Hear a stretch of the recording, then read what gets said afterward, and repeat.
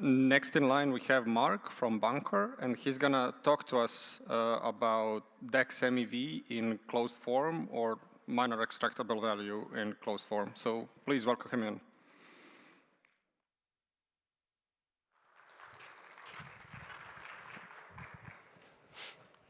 Good afternoon.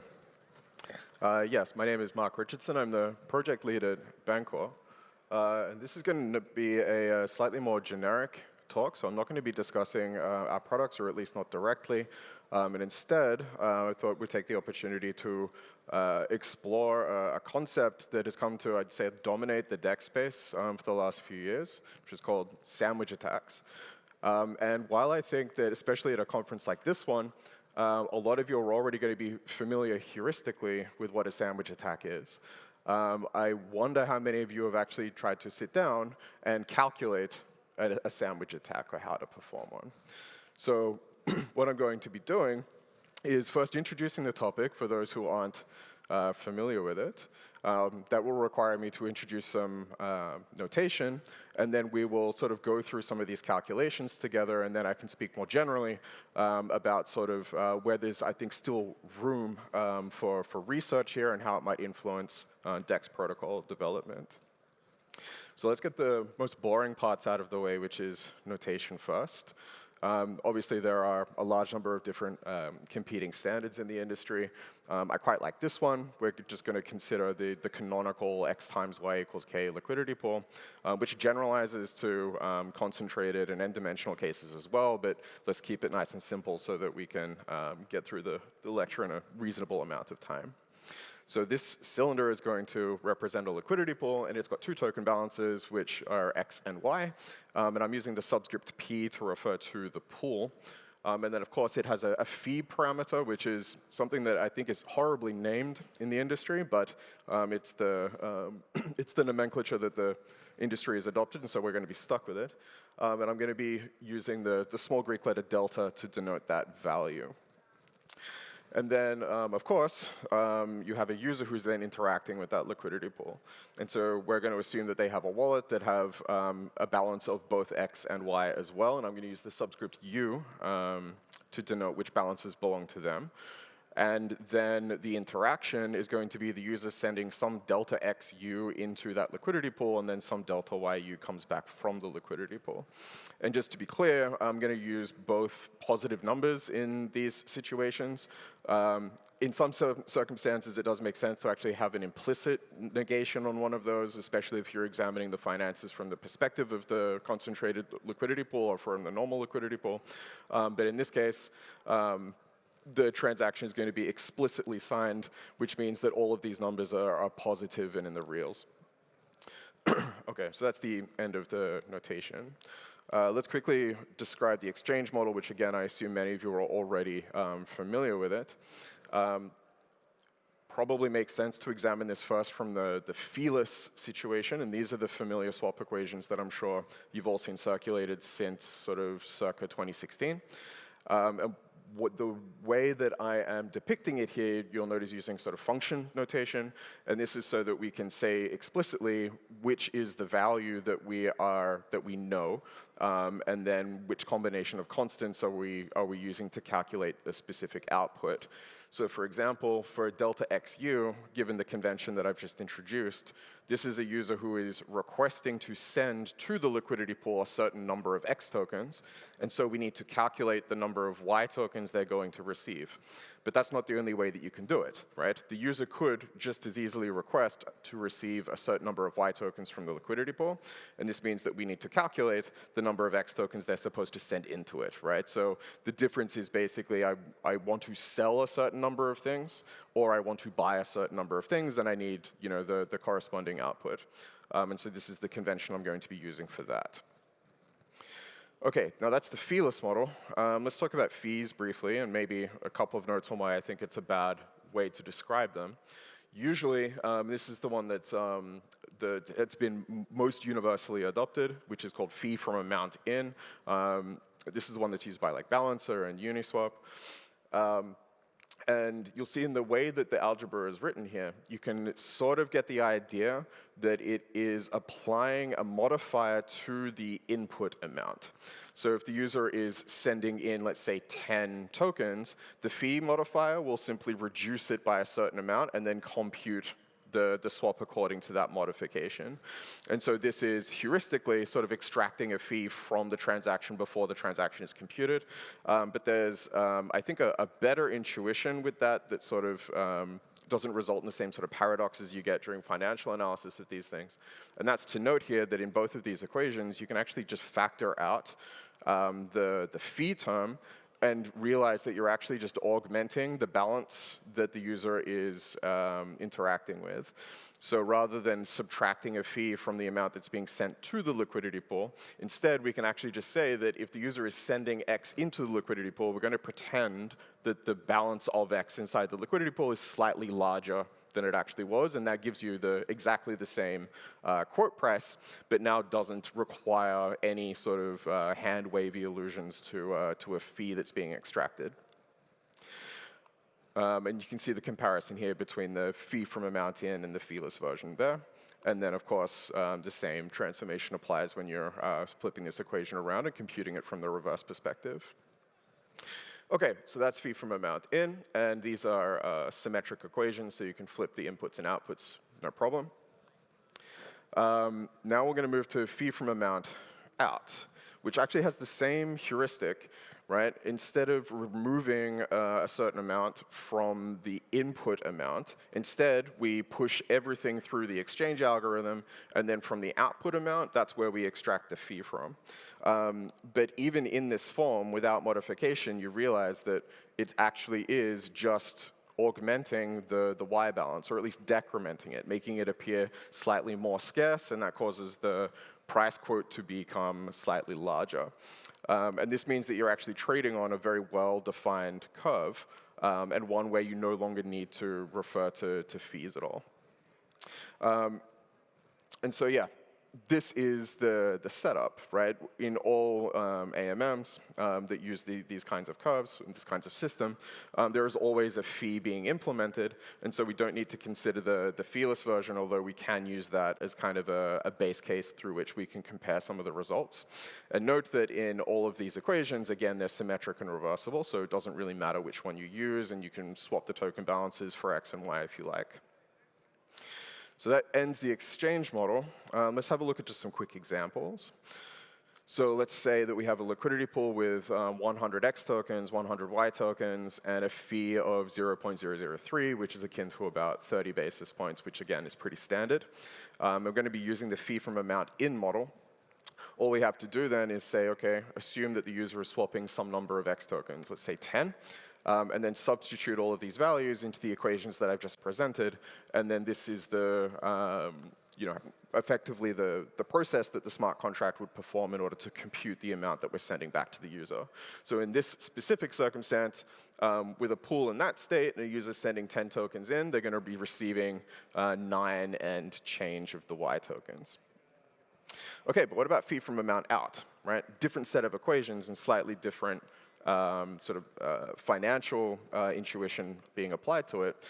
The most important is that the slippage has occurred first, and so the fee that you're extracting after the transaction is performed is usually slightly higher, right? Meaning that if you're a liquidity provider to the pool, you would prefer the fee to be taken from the target token because the effective fee that you're taking is actually slightly higher.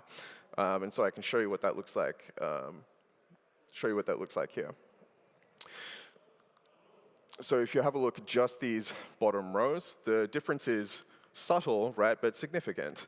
In the fee from amount in model, the user is receiving 9.066, and in the fee from amount out, they're receiving about 0.003 less than that, okay? And obviously for a transaction of this size, it's not particularly significant, but if you're transacting, millions of dollars at once or something, then this becomes a more important observation.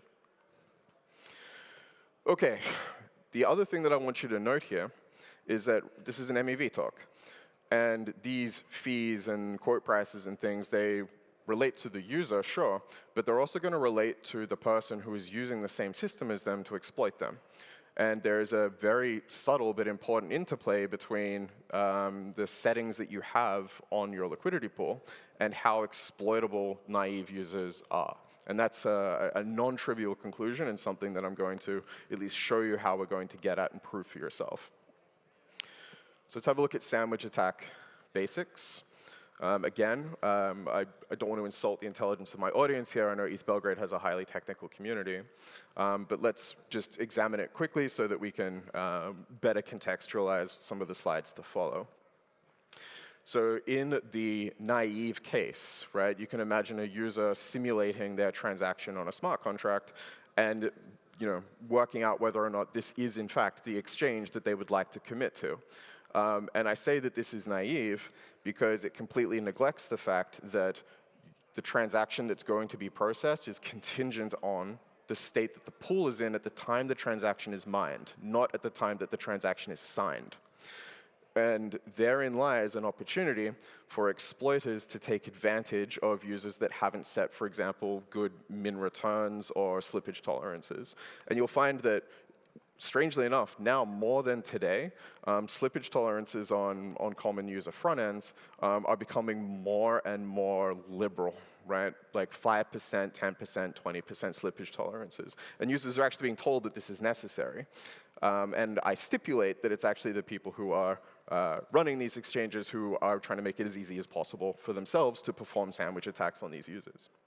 And so that's really the point. If the state of the contract can change, then we can manipulate the user's transaction amount after they've signed that transaction. So imagine that you are an exploiter, right? I want you to become the sandwich attacker and think about how would you maximally exploit this user, okay? Like there's obviously some naive cases that we're going to go through, but this is the information that you have, right? You have some time n, which is whenever your block is being proposed. You know that the user's transaction amount is already signed, and so given that information, what is the most profitable thing that you can do, right? How can you maximally damage that user? Okay, so let's look at performing a sandwich attack. First, the non-optimal version.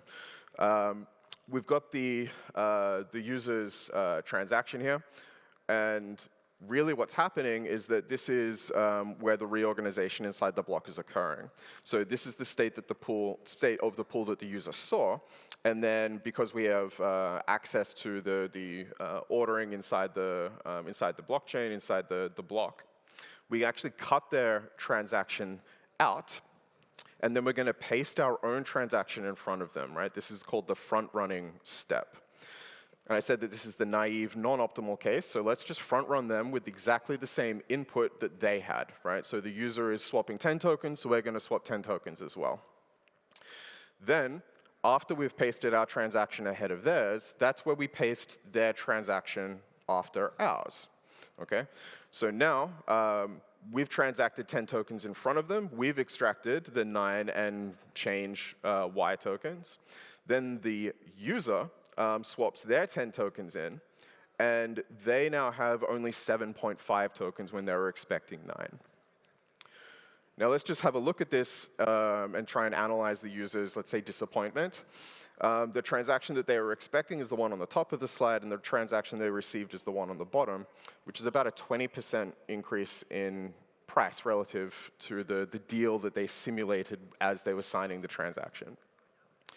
Now that's actually not the end of the sandwich attack, because as the attacker, we don't really want to take exposure to the token that the user was trying to take exposure to.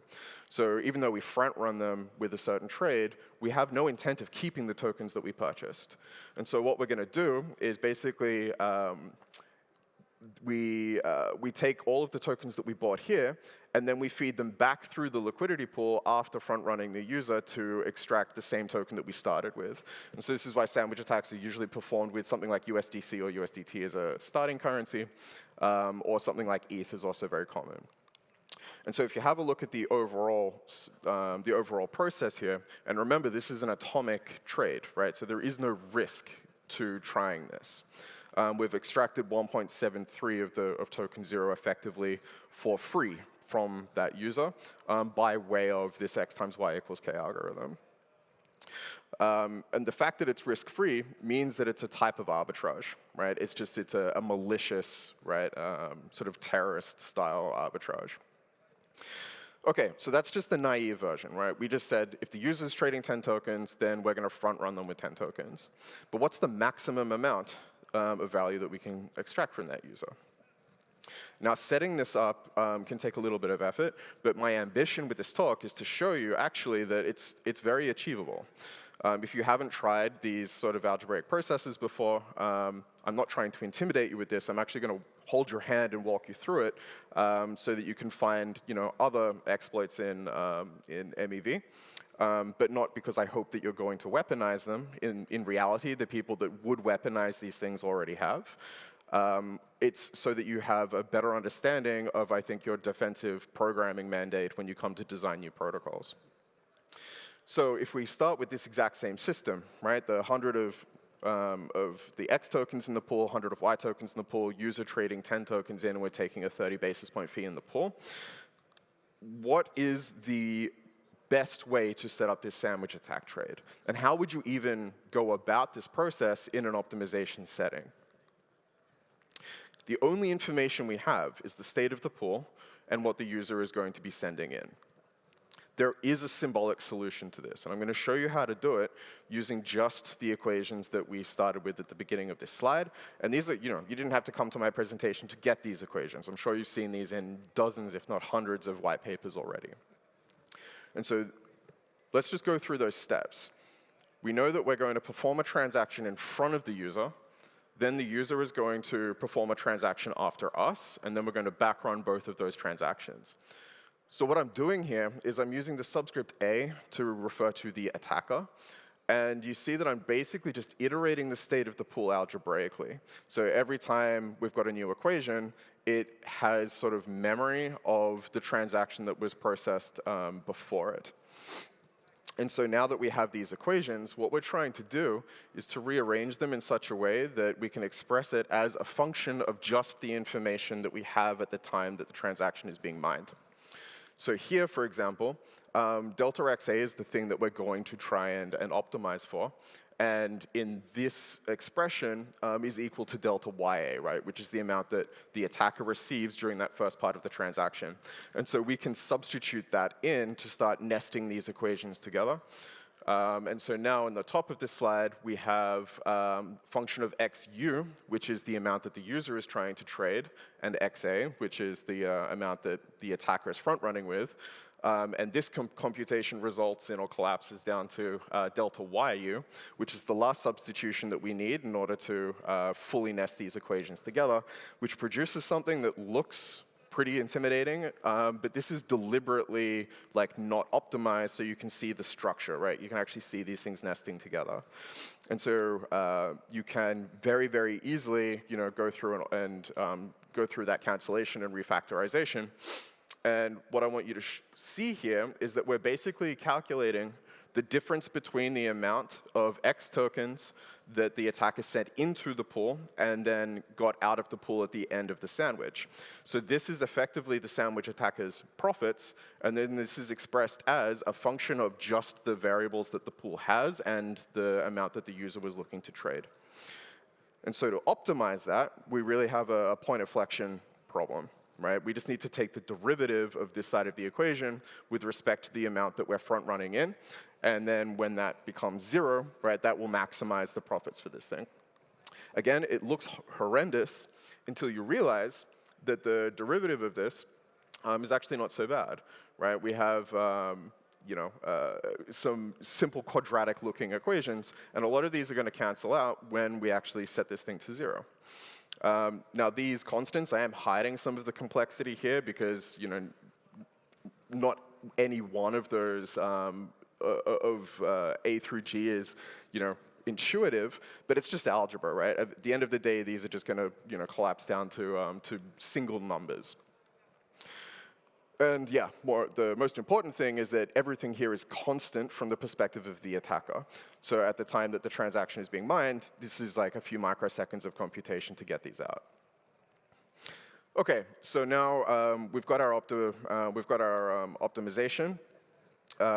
We just need to set this to 0, which means that everything in the denominator there and that constant descaler is immediately canceled out. And so this thing really does reduce to a simple quadratic formula. And of all of those constants a to g, we can actually throw out most of them. We only need constants a through c.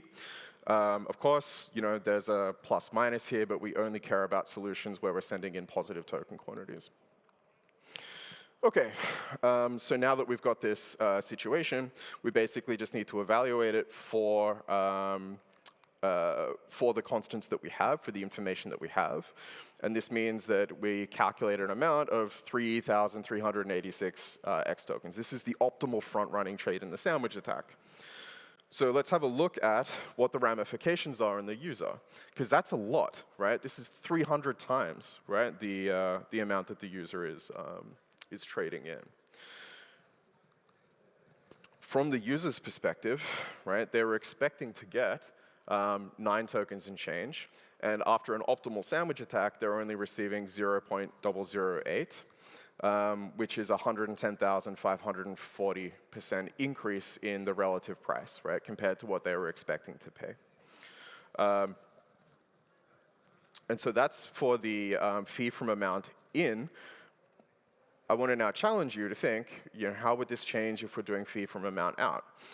I've shown you the steps that, using just the algebra that I presented on the original slides, that you can just nest these together, and there's a very intuitive sort of stepwise procedure that you can get to in order to make this an optimization problem that resolves very well in closed form algebraically.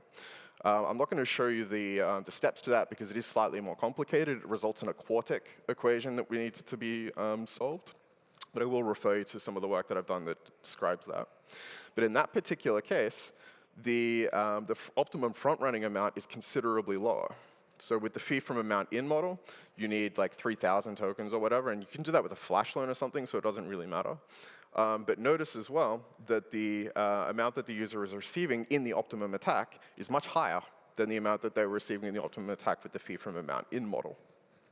So which fee model is better for the sandwich attacker, right? If you were an exploiter and you wanted to mandate that the industry uses one of these 2 fee models, which one would you pick? Well, it turns out you would pick the one that the entire industry has gravitated towards. And I think that the chances of that being a coincidence is 0%. Okay, yeah, so this amount versus this amount. If any of this has interested you and you would like to, to work on some of these things on your own, and I do think that there is a lot of intellectually nourishing, ideas and material here that you can further explore. This is by no means exhaustive, right? This is your very first introduction, maybe, to performing these things in closed form. But one of the things that I would encourage you to look at is there a value when you can set the swap amounts, the fees, so on, where it becomes impossible to perform a sandwich attack? And does that amount change when you're swapping from fee from amount in and fee from amount out? I think that these are interesting questions, and I have answered them, but I don't want to, if you're interested in investigating those things on your own, then I encourage you to do so. And if you'd like to compare it with the work that I've done, both of these explore the fee from amount out model. And in particular, the second one looks at those more complicated analyses where, paradoxically, setting a higher fee on one of these types of pools and on AMM algorithms more generally actually makes it prohibitively expensive for the attacker to attempt it. And so users who are setting, poor slippage tolerances actually tend to get a better transaction rate by paying higher fees than allowing themselves to be sandwich attacked, which I think is an interesting conclusion. I encourage you to explore it with me further.